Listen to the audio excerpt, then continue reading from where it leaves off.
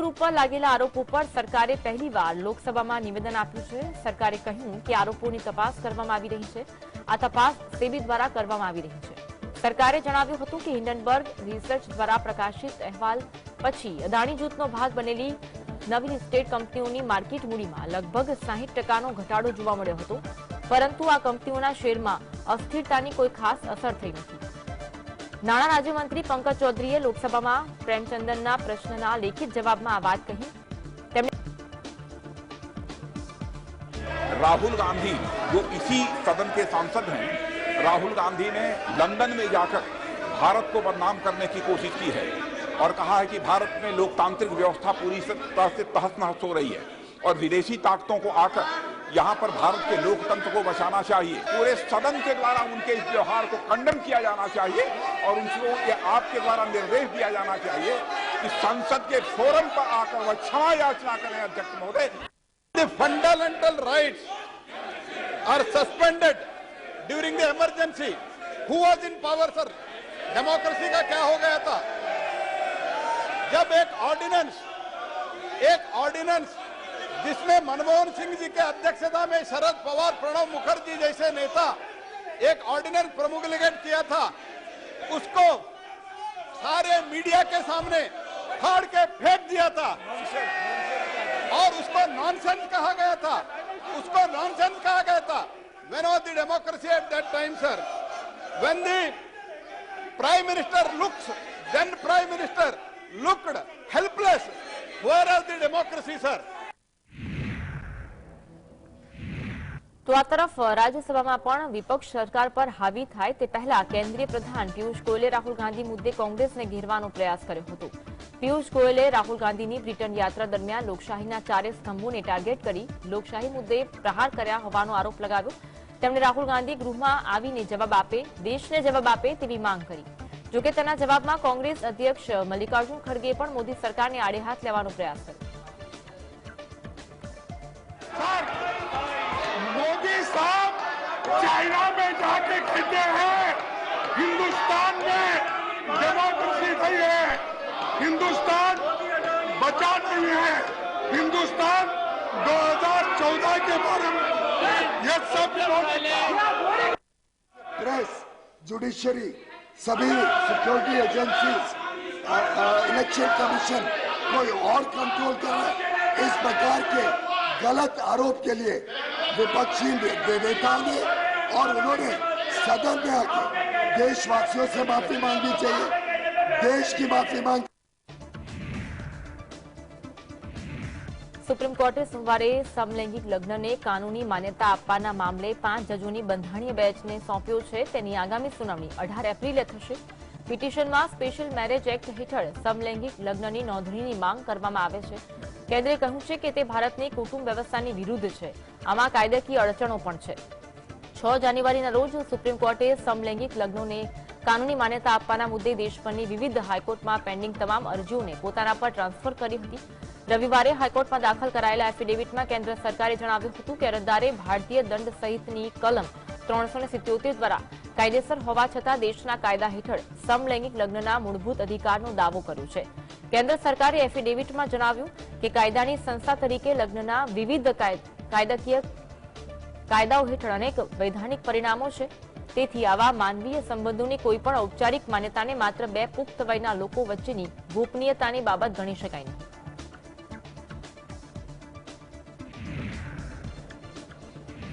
Supreme કોર્ટે સોમવારે Allahabad high court પરિસરમાં બનેલી મસ્જિદને 3 મહિનાની અંદર હટાવવાનો આદેશ આપ્યો હતો। હાઈકોર્ટે 2018માં જ સાર્વજનિક જમીન પર બનેલી આ મસ્જિદને હટાવવાનું કહ્યું હતું।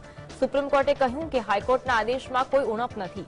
અરજદાર ઈચ્છે તો વૈકલ્પિક જગ્યા માટે સરકારને અરજી કરી શકે છે।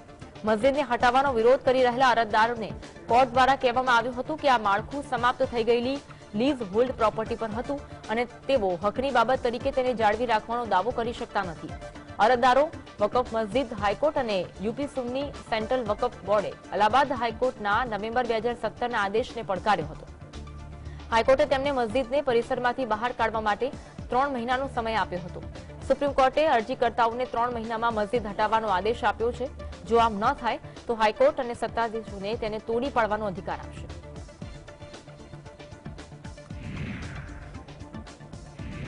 મુંબઈમાં એક માર્ગ અકસ્માત મામલે સુનાવણી કરતી વખતે બોમ્બે હાઈકોર્ટે મહત્વપૂર્ણ ટિપ્પણી કરી હતી. કોર્ટે કહ્યું કે ટાયર ફાટવું એ એક્ટ ઓફ ગોડ ન કહેવાય, પણ તે માનવીની બેદરકારી ગણાય. એક વીમા કંપનીએ માર્ગ અકસ્માતમાં મૃત્યુ પામેલા વ્યક્તિના પરિવારને વળતર આપવા વિરુદ્ધ અરજી કરી હતી, જેને કોર્ટે ફગાવી દીધી હતી. જસ્ટિસ એસ.જી. રીંગની સિંગલ બેન્ચે 17 ફેબ્રુઆરીના રોજ તેના આદેશના મોટર એક્સિડન્ટ ક્લેમ ટ્રિબ્યુનલના 2016ના ચુકાદા વિરુદ્ધ new India insurance company limited દ્વારા દાખલ કરવામાં આવેલી અપીલને ફગાવી દીધી હતી, જેમાં પીડિત મકરંદ પટવર્ધનના પરિવારને 1.25 કરોડ રૂપિયા ચૂકવવાનો નિર્દેશ આપવામાં આવ્યો હતો. 25 ઓક્ટોબર 2010ના રોજ પટવર્ધન તેના 2 સાથીઓ સાથે કારમાં પુણેથી મુંબઈ આવી રહ્યા હતા. આ દરમિયાન કારના પાછળના વ્હીલનું ટાયર ફાટતા કાર ખાડામાં ખાબકી હતી. અકસ્માતમાં પટવર્ધનનું ઘટનાસ્થળે મોત થયું હતું. રાજસ્થાન કોંગ્રેસના પ્રભારી સુખજિંદર રંધાવાએ સોમવારે મોદી સરકાર પર આકરા પ્રહાર કર્યા. દરમિયાન તેમણે ઉદ્યોગપતિઓ અંબાણી અદાણી વિશે ઘણી તીખી વાતો કરી અને કહ્યું કે જો કોંગ્રેસની સરકાર બનશે તો તેમને જેલમાં ધકેલી દેવામાં આવશે. તેમણે કોંગ્રેસના નેતાઓને તેમના મતભેદોને બાજુ પર રાખીને મોદીને સમાપ્ત કરવા પર ધ્યાન કેન્દ્રિત કરવા કહ્યું. તેમણે મંચ પરથી કહ્યું કે તમારી લડાઈ ખતમ કરો, મોદીને ખતમ કરવાની વાત કરો. મોદી પૂરા થશે તો ભારત બચી જશે, મોદી રહેશે તો ભારત ખતમ થઈ જશે. રંધાવાએ અદાણી અને કેન્દ્રની નીતિઓ સામે પ્રદેશ કોંગ્રેસ વિરોધ અને રાજભવન ઘેરાવ દરમિયાન કાર્યકરોને સંબોધિત કર્યા. રંધાવાએ વધુમાં કહ્યું કે ઈસ્ટ ઇન્ડિયા કંપની ભારતમાં બિઝનેસ કરવા આવી હતી. ઈસ્ટ ઇન્ડિયા કંપનીએ સમગ્ર ભારતને ગરીબ બનાવી દીધું. મોદી અદાણીને ઈસ્ટ ઇન્ડિયા કંપની બનાવીને ભારતમાં લાવ્યા છે. ઈશ્વરપ્પાએ અજાનને લઈને વિવાદિત નિવેદન આપ્યું છે. તેમણે કહ્યું છે કે શું માઇક પર બૂમો પાડવી યોગ્ય છે? અઝારનો અવાજ માથાનો દુખાવા સમાન છે. ભાજપના નેતાના આ નિવેદન પર હંગામો થવાની પૂરી શક્યતા છે. બેંગલુરુમાં યોજાયેલા એક કાર્યક્રમમાં બોલતા ભાજપના ધારાસભ્ય ઈશ્વરપ્પાએ કહ્યું હતું કે જ્યાં પણ જાઉં છું ત્યાં અઝાન મારા માટે માથાનો દુખાવો સાબિત થાય છે. સુપ્રીમ કોર્ટનો ચુકાદો આવવાનો બાકી હોવાથી તે જલ્દી ખતમ થઈ જશે તેમાં કોઈ શંકા નથી. આજે નહીં તો કાલે તેનો અંત આવશે. તેમણે વધુમાં કહ્યું કે પીએમ મોદીએ બધા ધર્મોનું સન્માન કરવાનું કહ્યું, પરંતુ મારે પૂછવું જોઈએ કે શું અલ્લાહ ત્યારે જ સાંભળી શકે છે કે જ્યારે તમે માઇક પર બૂમો પાડો છો? હિન્દુઓ પણ મંદિરોમાં ભજન અને પ્રાર્થના કરે છે. અમે તેમના કરતાં વધુ ધાર્મિક છીએ અને તે ભારત માતા છે જે ધર્મોનું રક્ષણ કરે છે. પરંતુ જો તમે કહો કે અલ્લાહ ત્યારે જ સાંભળે છે જ્યારે તમે માઇકનો ઉપયોગ કરો છો, તો મારે પૂછવું જોઈએ કે શું તે બહેરા છે?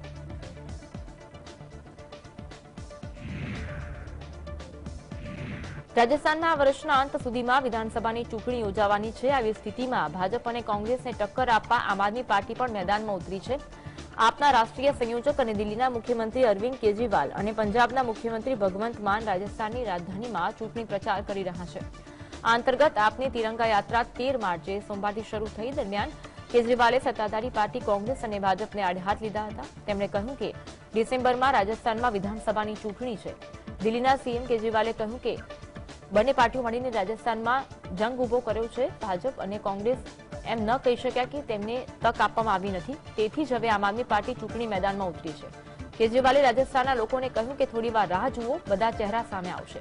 બધા સારા લોકો આમ આદમી પાર્ટીમાં જોડાઈ રહ્યા છે.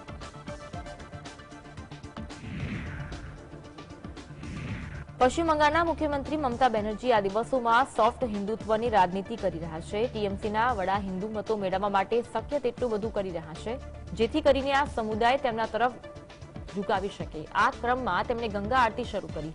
મમતા બેનર્જીને આરતીને સોફ્ટ હિન્દુત્વ કાર્ડ તરીકે જોવામાં આવી રહ્યું છે, તો સરકાર આ ઘટનાને પંચાયત ચૂંટણી પહેલા હિન્દુ વોટ બેંકને મદદ કરવાના પ્રયાસ તરીકે માને છે. મમતા બેનર્જીની આ આરતીએ પશ્ચિમ બંગાળના રાજકારણમાં મોટી ભૂમિકા ભજવી છે, કારણ કે મમતા બેનર્જી 1 કરોડ મતદારો પર નજર રાખે છે જે હિન્દી ભાષી છે અને ઘણા વર્ષોથી પશ્ચિમ બંગાળમાં રહે છે. સરકાર પર નિશાન સાધતા બીજેપી યુવા મોરચાના નેતા ઇન્દ્રનીલ ખાને કહ્યું કે આ ઘણા સમય પહેલા થવું જોઈતું હતું, પરંતુ ડાબેરીઓએ 34 વર્ષ સુધી શાસન કર્યું. તે પછી મમતા બેનર્જીને છેલ્લા 12 વર્ષથી આ યાદ નથી.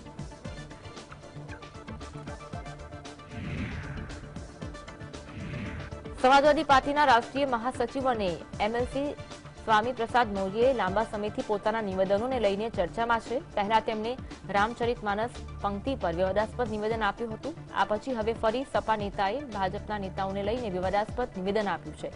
સપાના નેતાએ તેમના તાજેતરના નિવેદનમાં કહ્યું કે ઘી ચોપડી પૂરી ખાતી વખતે આખા શરીરમાં એટલી ચરબી હોય છે કે તેના હાડકાં દેખાતા નથી. સ્વામી પ્રસાદ મૌર્ય 6 વખત કેબિનેટ મંત્રી તરીકે શપથ લઈ ચૂક્યા છે. તેમણે વધુમાં કહ્યું કે અમે જ્યાં પણ રહીએ છીએ ત્યાં સખત મહેનતમાં વિશ્વાસ રાખીએ છીએ। स्वामी प्रसाद मौर्य 6 बार कैबिनेट मंत्री का शपथ ले चुके हैं, 3 बार नेता प्रतिनिधि रहे, उसमें भी कैबिनेट मंत्री का दर्जा था।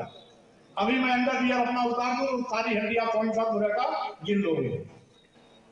अभी भी स्वामी प्रसाद मौर्य की पसली हर पसली आप गिन लोगे, इसलिए कि हम जहां भी रहते हैं मेहनत में विश्वास करते हैं। કોંગ્રેસે અદાણી મુદ્દે દેશવ્યાપી આંદોલન કરવાની જાહેરાત કરી છે। કોંગ્રેસ મહાસચિવ કેસી વેણુગોપાલે જાન્યુઆરીના છેલ્લા સપ્તાહમાં કહ્યું કે પાર્ટીએ અદાણી જૂથ વિવાદમાં દેશવ્યાપી આંદોલન શરૂ કરવાનો નિર્ણય લીધો છે। તેમણે આરોપ લગાવ્યો કે કેન્દ્ર સરકાર સામાન્ય લોકોના પૈસાનો ઉપયોગ તેમના નજીકના મિત્રોને મદદ કરવા માટે કરી રહી છે, જેનો કોંગ્રેસ પાર્ટી વિરોધ કરે છે। કોંગ્રેસ પાર્ટીએ તેના આંદોલનને વધુ ઉગ્ર બનાવવા અને આ મુદ્દાને સીધો જનતા સુધી લઈ જવાનો નિર્ણય કર્યો છે, જેને લઈ સોમવારે ચંદીગઢ, હરિયાણા અને પંજાબમાં કોંગ્રેસ પાર્ટીએ વિરોધ કર્યો હતો। કોંગ્રેસના સાંસદ દીપેન્દ્ર હુડાએ કહ્યું કે અમે રાજ્યપાલને મળવા જઈ રહ્યા હતા અને તેમને અદાણી કેસની જેપીસી તપાસની માંગણી કરતું મેમોરેન્ડમ આપવા જઈ રહ્યા હતા, પરંતુ અમને આગળ વધવાની મંજૂરી આપવામાં આવી ન હતી।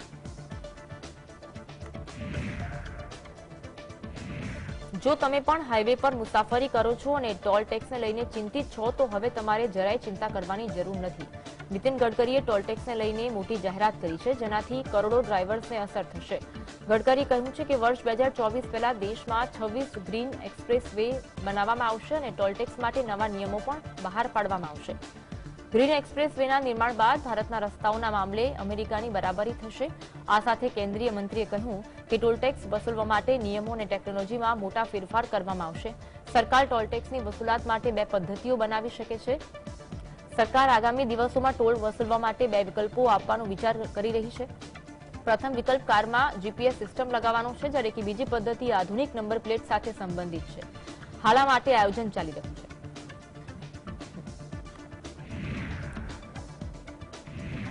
રાષ્ટ્રીય સ્વયંસેવક સંઘની 3 દિવસીય વાર્ષિક સામાન્ય સભા રવિવારથી હરિયાણામાં શરૂ થઈ છે, જેમાં દાવો કરવામાં આવે છે કે સમગ્ર દેશમાં હિન્દુત્વ સંગઠનની પ્રવૃત્તિ નોંધપાત્ર રીતે વધી છે।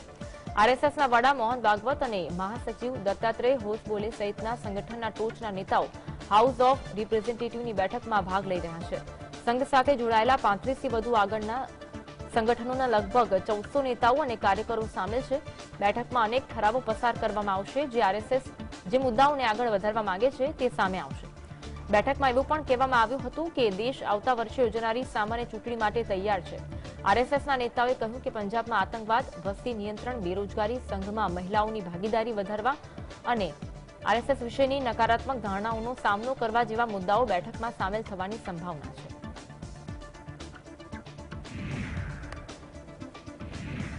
દિલ્હીના ધારાસભ્યો અને મંત્રીઓના પગારમાં વધારો કરાયો છે, જે હેઠળ હવે ધારાસભ્યોને દર મહિને 90,000 રૂપિયા મળશે। જોકે મંત્રીઓ અને મુખ્યમંત્રીનો પગાર હવે 1,70,000 મહિને થઈ ગયો છે। જુલાઈ 2022માં દિલ્હી વિધાનસભાએ ધારાસભ્યો અને મંત્રીઓના પગારમાં વધારાનો પ્રસ્તાવ રજૂ કર્યો હતો। આ પ્રસ્તાવને રાષ્ટ્રપતિની મંજૂરી મળ્યા બાદ દિલ્હી સરકારના લો ડિપાર્ટમેન્ટે પગાર વધારાની નોટિફિકેશન જારી કરી છે। તમને જણાવી દઈએ કે ધારાસભ્યોનો પગાર હવે 54,000 થી 66.66% વધારી 90,000 રૂપિયા કરી દેવાયો। સરકારના મંત્રીઓને અત્યાર સુધી 72,000 પગાર મળતો હતો। 136.1%નો વધારો કરતા તેમનો પગાર હવે 1,70,000 કરી દેવાયો છે। ઉલ્લેખનીય છે કે ધારાસભ્યો અને મંત્રીઓના પગાર ભથ્થામાં વધારો 2011 પછી પહેલીવાર કરાયો છે।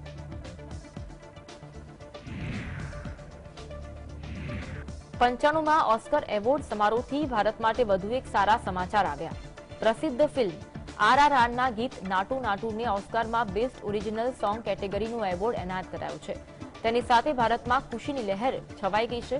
અગાઉ ધ એલિફન્ટ વિસ્પર્સ પણ બેસ્ટ ડોક્યુમેન્ટરીની શોર્ટ ફિલ્મનો એવોર્ડ જીત્યું છે। તેના ડિરેક્ટર કાર્તિકી ગોન્ઝલ્વેઝે કહ્યું હતું કે તેમના માટે ખુશીની વાત છે। આટલું જ નહીં, દીપિકા પાદુકોણ ઓસ્કર સમારોહમાં પ્રેઝેન્ટર તરીકે હાજરી આપી। દીપિકા પાદુકોણ બ્લેક ગાઉનમાં ઓસ્કર સમારોહમાં પહોંચી। તેમણે આરઆરઆર ફિલ્મ વિશે પણ જાણકારી આપી।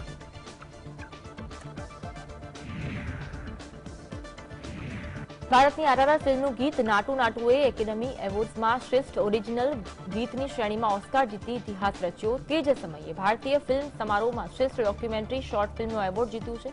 આ પુરસ્કાર બાદ ભારતમાં ઉજવણીનો માહોલ છે। ત્યારે આ બધાની વચ્ચે હવે વડાપ્રધાન નરેન્દ્ર મોદીએ ટ્વીટ કરી RRR અને ધ એલિફન્ટ વિસ્પર્સના નિર્માતાઓને અભિનંદન પાઠવ્યા. પીએમએ કહ્યું હતું કે નાટુ નાટુની લોકપ્રિયતા વૈશ્વિક છે. આ એક એવું ગીત છે જે આવનારા વર્ષો સુધી યાદ રહેશે. આ પ્રતિષ્ઠિત સન્માન માટે MM કિરવાણી અને ચંદ્રબોસ સહિતના સમગ્ર ટીમને અભિનંદન. ભારત ઉત્સાહિત અને ગર્વ અનુભવે છે. આ એવોર્ડને લઈને વાત કરીએ તો જે ક્ષણની ચાહકો 1 વર્ષથી રાહ જોઈ રહ્યા હતા તે ક્ષણ આજે આવી ગઈ છે અને ભારતે એક નહીં પણ 2 ઓસ્કર એવોર્ડ મેળવ્યા છે.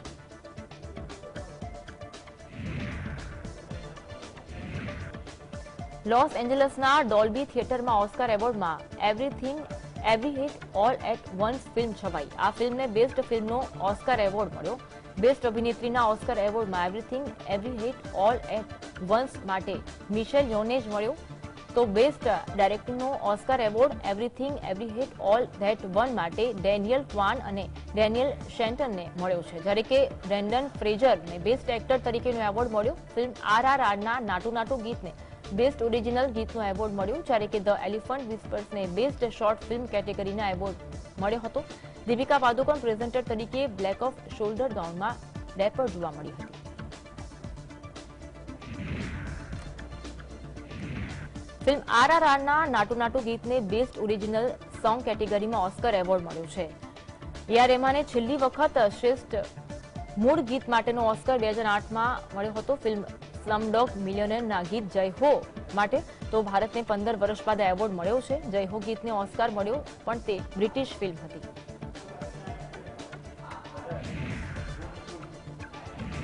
પંચાણુંમાં ઓસ્કર એવોર્ડ સમારોહથી ભારત માટે વધુ એક સારા સમાચાર આવ્યા. પ્રસિદ્ધ ફિલ્મ RRRના ગીત નાટુ નાટુને ઓસ્કારમાં બેસ્ટ ઓરિજિનલ સોંગ કેટેગરીનો એવોર્ડ એનાયત કરાયો છે.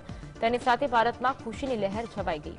દીપિકા પાદુકોણ બ્લેક ગાઉનમાં ઓસ્કર સમારોહમાં પહોંચી હતી. તેણે RRR ફિલ્મ વિશે જાણકારી આપી હતી. તેણે જણાવ્યું કે કેવી રીતે નાટુ નાટુ સોંગ ધૂમ મચાવી રહ્યું છે.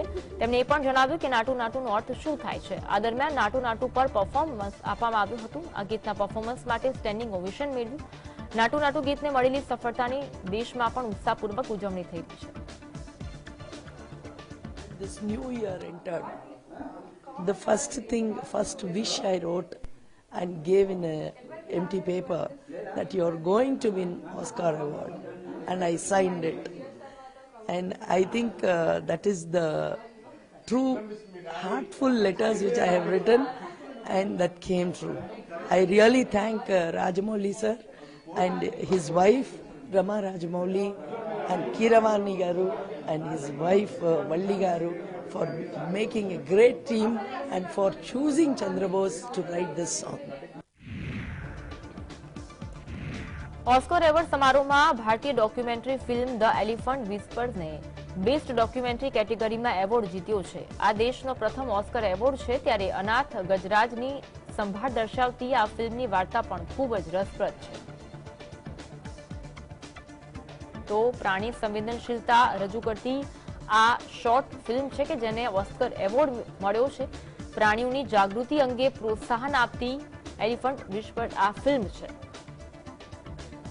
બોમન અને બેલી રઘુ નામના બાળ ગજરાજનો ઉછેર કરે છે અને તેની સાથે રહે છે, જે આ ફિલ્મમાં દર્શાવવામાં આવ્યું છે. ફિલ્મની કહાની ગજરાજ અને તેના માલિક વચ્ચેના સ્નેહને રજૂ કરે છે, સ્નેહનું સેતુ રજૂ કરે છે.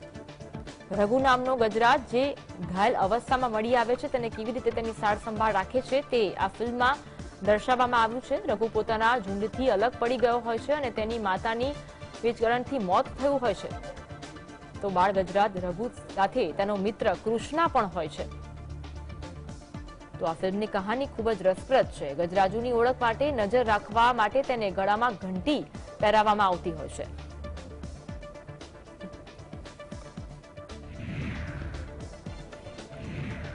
ઇતિહાસ રચતા ભારતીય ટીમ સતત બીજી વખત વર્લ્ડ ટેસ્ટ ચેમ્પિયનશિપની ફાઇનલમાં પહોંચી ગઈ છે. અત્યારે ભારત અને ઓસ્ટ્રેલિયા વચ્ચેની સિરીઝની છેલ્લી ટેસ્ટ મેચ અમદાવાદમાં રમાઈ રહી છે. આ દરમિયાન ન્યૂઝીલેન્ડ અને શ્રીલંકા વચ્ચેની મેચથી આ સારા સમાચાર આવ્યા. શ્રીલંકા અને ન્યૂઝીલેન્ડ વચ્ચેની ટેસ્ટ મેચ સમાપ્ત થઈ ગઈ છે, જેમાં ન્યૂઝીલેન્ડે 2 વિકેટથી જીત મેળવી. તેની સાથે team India world test championship final માટે ક્વોલિફાય થઈ ગઈ છે. ભારત હવે વર્લ્ડ ટેસ્ટ ચેમ્પિયનશિપ માટે ઓસ્ટ્રેલિયા સામે ટકરાશે, જે પહેલેથી ફાઇનલ માટે ક્વોલિફાય થઈ ચૂકી છે. આ મેચ લંડનમાં 7 થી 11 જૂન દરમિયાન રમાશે. 12 જૂનનો દિવસ આ મેચ માટે રિઝર્વ પણ રાખવામાં આવ્યો છે. ટીમ ઇન્ડિયા સતત બીજી વખત વર્લ્ડ ટેસ્ટ ચેમ્પિયનશિપની ફાઇનલમાં પહોંચી. આ પહેલા તેને ફાઇનલમાં ન્યૂઝીલેન્ડ સામે પરાજય મળ્યો હતો.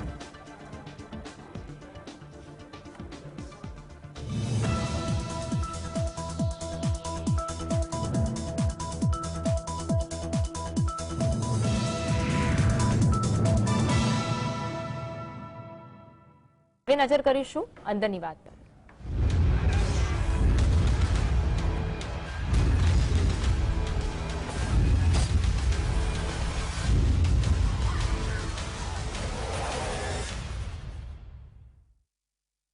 છેલ્લા થોડા મહિનામાં જોશી મઢ અને તેની આજુબાજુમાં જમીન ધસવાના બનાવ નોંધાયા છે. અનેક વખત જમીન ધસવાના બનાવ બન્યા છે. ત્યારે પાડોશી દેશ ચીન સાથે હિમાલયની તળેટીમાં ઇન્ફ્રાસ્ટ્રક્ચર વધારવાની સ્પર્ધાથી આ વિસ્તારને નુકસાનીની સંભાવના છે. જે ઝડપે ચીન અને ભારત હિમાચલ ક્ષેત્રમાં માળખાકીય બાંધકામ ઉભું કરી રહ્યા છે તેનાથી આગામી સમયમાં પ્રાકૃતિક આપત્તિનું જોખમ વધવાની વૈજ્ઞાનિકોએ ચેતવણી આપી છે. ગ્લોબલ વોર્મિંગના કારણે ગ્લેશિયર અને પરમાફ્રોસ્ટ એટલે કે સ્થાયી રૂપથી જામેલી જમીન પીગળી રહી છે. હિમાચલ ક્ષેત્રમાં નવા હાઈવે, વીજળીના કેબલ નાખવા, રેલવેના પાટા બિછાવવા જેવા કામ માટે સુરંગ ખોદવામાં આવી રહી છે. હિમાચલના બંને તરફ બંધ અને એરપોર્ટ બાંધવામાં આવી રહ્યા છે. ભારત અને ચીનની 3500 કિલોમીટર વિસ્તારમાં બોર્ડર આવેલી છે. ચીનની નજર ભારતના અરુણાચલ, લદ્દાખ જેવા વિસ્તારો પર છે, એટલે તે બોર્ડર વિસ્તારમાં બાંધકામ કરી રહ્યું છે. જેથી ચીનની તૈયારી જોતા ભારતને પણ સરહદી વિસ્તારમાં તે મુજબની તૈયારી કરવા માટે બાંધકામ કરવા પડી રહ્યા છે. Bureau report, GSTV. બિહારમાં વિરોધ પક્ષના રહેવા દરમિયાન આરજેડીના નેતા Tejashwi Yadav old pension scheme લાગુ કરવાને મુદ્દે નીતિશ કુમાર અને ભાજપની સરકારને ઘેરી રહ્યા છે. પરંતુ હવે જ્યારે તેઓ નીતિશ સાથે સરકારમાં ભાગીદાર છે, છતાં આ યોજનાને અમલમાં લાવી શક્યા નથી. દેશમાં 5 રાજ્યોમાં સરકારી કર્મચારીઓ માટે ઓલ્ડ પેન્શન સ્કીમ લાગુ કરવામાં આવી છે. બિહારમાં તેજસ્વી યાદવે ચૂંટણી રેલી અને ચૂંટણી ઢંઢેરામાં તેમની પાર્ટીની સરકાર બની તો ઓલ્ડ પેન્શન સ્કીમ લાગુ કરવાની જાહેરાત કરી હતી. હવે તેમની મહાગઠબંધનની સરકાર છે, ત્યારે તેમના પર ભારે દબાણ આવી રહ્યું છે. તેજસ્વી પોતે સારી રીતે જાણે છે કે આ સ્કીમને લાગુ કરવું એટલું સરળ નથી. નીતિશ કુમાર પહેલાથી જ ઓલ્ડ પેન્શન યોજનાના વિરોધમાં હતા. હવે તેજસ્વી સાથે સંયુક્ત રીતે તેઓ સરકાર ચલાવી રહ્યા છે, ત્યારે તેઓ આ મુદ્દે મોઢું બંધ કરીને બેઠા છે. તેથી તેજસ્વી પણ કોઈ નિર્ણય લઈ શકતા નથી. Bureau report, GSTV. છેલ્લી અનેક ચૂંટણીઓમાં હારનો સામનો કરનારા બીએસપી સુપ્રીમો માયાવતીએ પોતાના સંગઠનને ફરી મજબૂત બનાવવા પર કમર કસી છે. આગામી ચૂંટણીમાં ભાજપને તેમની તાકાતથી હરાવવાની તેમણે યોજના બનાવી છે. લોકસભામાં ભાજપને માત આપવા વિરોધ પક્ષો તૈયારીમાં લાગી ગયા છે કે જેમાં ઉત્તર પ્રદેશમાં દલિત અને પછાત જાતિઓનું રાજકારણ કરનાર માયાવતીએ પણ લોકસભાની ચૂંટણી જીતવા પોતાના સંગઠનને મજબૂત કરવાના પ્રયાસમાં લાગી ગયા છે. ભાજપ બૂથ સ્તર પર મજબૂત બનીને 2014ની તમામ ચૂંટણીઓ જીતી રહી છે. તે મુજબ માયાવતીએ પાર્ટીને બૂથ સ્તર પર મજબૂત કરવા માંગે છે. તે માટે કાર્યકર્તાઓને કામે લગાડી દીધા છે. તો 15 માર્ચના કાશીરામની જયંતિને લઈને અનેક તૈયારી રૂપે કાશીરામના સંઘર્ષ પર ગીત બનાવાયું છે કે જેમાં શોષિત, ગરીબ, દલિત જેવા શબ્દોનો ઉપયોગ કરાયો છે. માયાવતી આ ગીતને સમગ્ર યુપીમાં 15 માર્ચે વગાડીને ફરી દલિત અને શોષિત વર્ગને બસપા તરફ વાળવા માંગે છે. Bureau report, GSTV.